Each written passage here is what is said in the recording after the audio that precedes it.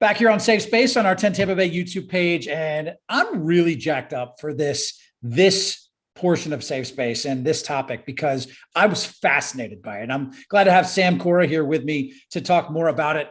Hypnosis and hypnotherapy. It's really going to be fascinating. And just to get into your history, just a little bit, Sam, for those out there that aren't familiar with you, you are with Sunshine City Counseling here in St. Pete. So you are a local guy here. You are a licensed professional counselor and a clinical hypnotherapist.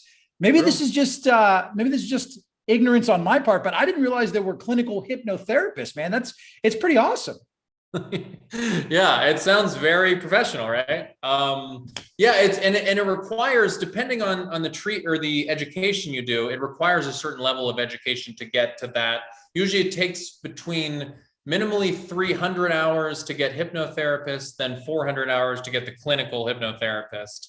And then you can even go, 500 hours and get sort of a transpersonal hypnotherapist. But that one doesn't play as well. So I stick with the clinical hypnotherapist. So you're getting closer to the 10,000 hours of mastering your craft. You're putting the hours together to get there, which is awesome.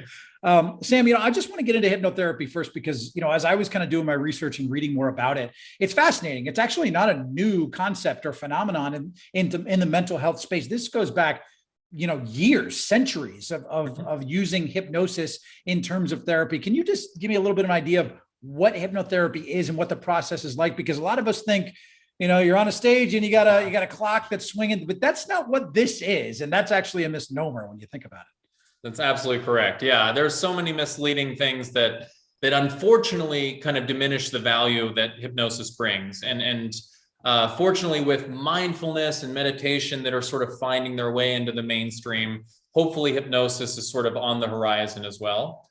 And that's actually where I want to start, because there's this idea, everyone's listening to Calm, Headspace, all these guided meditations, right? That's entirely a Western concept, this idea of guided meditation. Meditation in Sanskrit just means to be beyond measurement, to be in a state of non-comparing. And when we do guided meditation, they're really just doing some form of hypnosis. They're using kind of a journey to guide you into a space. And, we can talk about kind of the brainwave shifts, but it guides you into a space, we'll call it an alpha brainwave state, where you're much more in a relaxed state. And in that relaxed state, you're more creative and you're also more receptive to kind of absorbing new ideas. Because a regular sort of beta brainwave state, you're very kind of hurried with your thoughts, you're very engaged, and you just kind of have your solidified understanding of the world. So hypnosis is almost identical to what we call guided meditation. The only difference is hypnosis is much more like targeted. You use hypnosis to really achieve a specific outcome. Whereas some people might say, guided meditation for present moment awareness. You might use guided hypnosis for weight loss, for smoking cessation, for treating insomnia, things like that. Anxiety, depression, like this is targeted, right, Sam? Like yes. you would use hypnosis. And I love that you use the analogy to the Calm apps or the Headspace apps, because I think it's become very popular now, these guided meditations, whether it be 2 minutes or waking up to it or before you go to bed. But the thought process and the process of hypnosis and hypnotherapy, it really is targeted. Now, what areas are we talking about here? Like anxiety, depression, you mentioned like trying to stop smoking, overeating, things like that. Like what areas can hypnosis actually help in? Right. So there's kind of two layers. There's like the layman hypnotherapist, which is someone who might not have clinical training. And really, they shouldn't go deeper than this. They use it to address behavioral change. So they use it to address, weight loss, hopefully reducing, certain foods and increasing exercise activities. They use it to address cravings for smoking cessation specifically. And they might use it for different kind of phobias. Fear of flying, fear of spiders, things like that. They really, in my personal opinion and professional opinion, they shouldn't go deeper into the next layer, which is hypnosis can be used to address mental health symptoms, mental health disorders. It can be used to address, anxiety, as you mentioned, depression, as you mentioned. It can also even be used as a really kind of rapid trauma resolution process as well. So again, if you don't have the mental health, the graduate program, you really shouldn't go into that space. But if you do and you have that kind of background, then hypnosis can be a really powerful intervention for addressing underlying trauma as well. What's the process that you use with some of your clients? In terms of, I don't want to give away your secrets, obviously, but take me through some of what that process is like. Because again, there's this misnomer of a clock being waved in your face and kind of falling into a trance and clucking like a chicken. I'm giving obviously hyperbole here, but what is that process like when you're working with someone through hypnotherapy? Yeah. So the sort of tiered process is you start with, as you said, dispelling the myths and misconceptions about hypnosis, because oftentimes that's what's going to be the biggest obstacle, is that perception that you just outlined. And it's so frequently mentioned, is this idea that you're going to drop into this dreamless state and now you're under my power, which is not the case at all. In hypnosis, you're fully conscious, you're fully aware, you know what's going on, you're being hypnotized, which sometimes throws people off. The only difference is you're in just a more kind of an uninhibited sort of relaxed state. And so it begins with, you start at the initial level of just relaxation training and maybe positive affirmations, sort of some reframing, some negative thought patterns. And I might even give that to people to listen to sort of reinforce that. So you start to build this ability to go into hypnosis, to relax on their own, and then to actually kind of, improve their overall thinking patterns. Now that's scratching the surface. With like the heavy artillery of hypnosis, you really want to outline a couple of things. You want to get to some negative core beliefs, things like I'm not good enough, I'm unworthy, I'm weak, I'm powerless, beliefs that we can all kind of identify with at some point. Imposter syndrome maybe is an example too. Yeah, that would be sort of a way it presents, exactly. And when you get the beliefs, you can actually use those as a bridge to earlier experiences when you first kind of develop those beliefs, typically early childhood, but it doesn't have to be. So this is called regression therapy. You don't usually do that. I don't usually do that, for several weeks, sometimes months with working with someone, because that can unlock a lot. And you want to know that someone's they're very resourced and grounded before doing that. But that's really where hypnosis becomes incredibly powerful, is you go right to the source and you kind of work out this past trauma that contributes in many ways to our present day symptoms.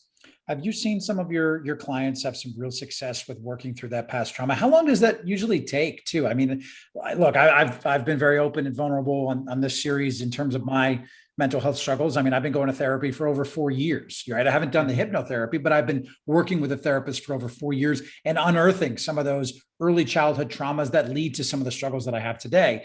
When you typically work with a client to get from point A to point Z, where you really want them to go, how long does that process usually take?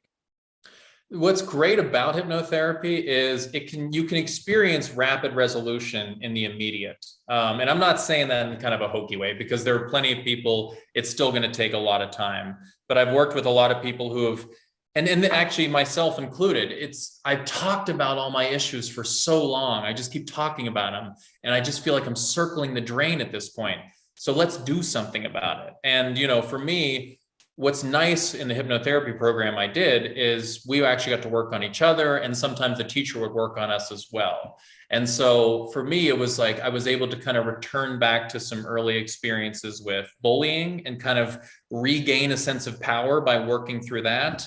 A really cool intervention I experienced was my teacher actually used this as an example, but I had this recurring kind of very fearful nightmare. And so in hypnosis, he took me into the nightmare and addressed kind of the different things that were bugging me. And suddenly the things weren't scary anymore. And I've not had the nightmare since. So it can really, it just gets you on this like visceral level.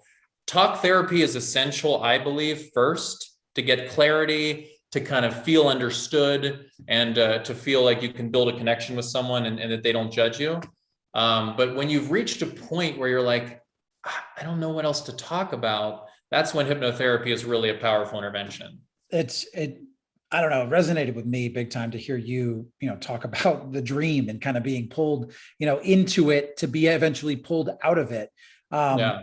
Take me through some of your personal struggles. I mean, you've been open. I read, on the Sunshine City website, Sunshine Therapy website, about your struggles with ADHD and how that kind of led you on the path to exploring your own therapies.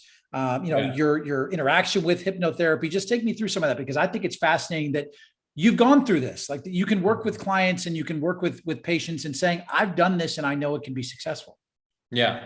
Yeah. So, I mean, as early as I can remember, I've definitely struggled with ADHD symptoms. And I know, it's funny because ADHD is simultaneously overdiagnosed and misunderstood. So it's like people are not really getting the information they need. And then too many people are being given this diagnosis just because they're acting out or they can't sit still. It's like, yeah, well, it's a 6-year-old who's given sugar. Like, of course he can't sit still. So, when I say this to people, are like, oh, I've never thought of ADHD like this. But think about it, like your brain is just naturally does not produce the same level of dopamine, which means you're not as stimulated by things as your peers. So that's why it's more difficult to motivate yourself to do things that you don't want to do. That's why it takes you a level of like last minute planning, because that spikes your dopamine enough to get motivated to do something. And so you're going through school, I'm going through school, and none of the topics interest me. I don't care about geography. I don't care about math. I don't care about science a little bit, but not so much. And what I care about is all of a sudden, it was early on, it was spirituality. And then once I discovered exercise and health and supplements, like that inundated me. And I became almost obsessed with it, which is kind of the superpower of ADHD, is when you like something, you can become extraordinarily kind of hyper-focused. But the problem is what I developed is kind of this inadequacy to my peers, because I'm not necessarily motivated to do work at all. I'm not getting necessarily good grades. So it's not the ADHD itself, it's the being misunderstood and feeling like there's something wrong with you, wrong with me, and that I can't motivate myself to do the things that my peers are doing. Fortunately, like in college, and that's how long it took, because my freshman year in college, I was still sort of spiraling out, but I took one intro to psych course and I'm like, this is so fascinating. It makes sense. It adds up. Yeah. And then my grades were just like, straight A's from there whenever I was doing those courses, because that's what interested me. But I had to kind of work through that incapable, not good enough feeling, and that was certainly through my traditional therapy, and also, kind of ADHD coaching. And then lastly, like the hypnotherapy addressing, again, those underlying core beliefs that there's something wrong with me. I like to use some of these real world examples, but in terms of hypnotherapy and helping with certain addictions. So let's use smoking as an example, because you brought that up naturally as well. How can hypnotherapy help wean you off something like smoking or overeating or, struggles with obesity? I'm just giving examples here that a lot of people may struggle with. How can hypnotherapy specifically target that and help them on their road to recovery that they want to achieve?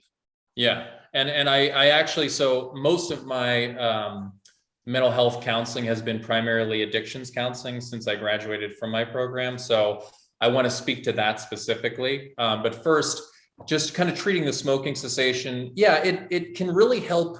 What you do, or what I do, is create sort of this association. And I don't love negative programming, but with smoking, I use it in the sense of you create this really awful, like kind of almost disgusting association with cigarettes, to the point where, like, when someone smokes it brings up just bad feelings, and they almost feel like physically ill. So you can create kind of this negative association with it, so that, again, they don't even feel drawn towards it. And if they were to pick it up, it's kind of this natural extinction process, because it's like they use it and they're like, oh, I hate this. This doesn't give me anything of what I used to get from it.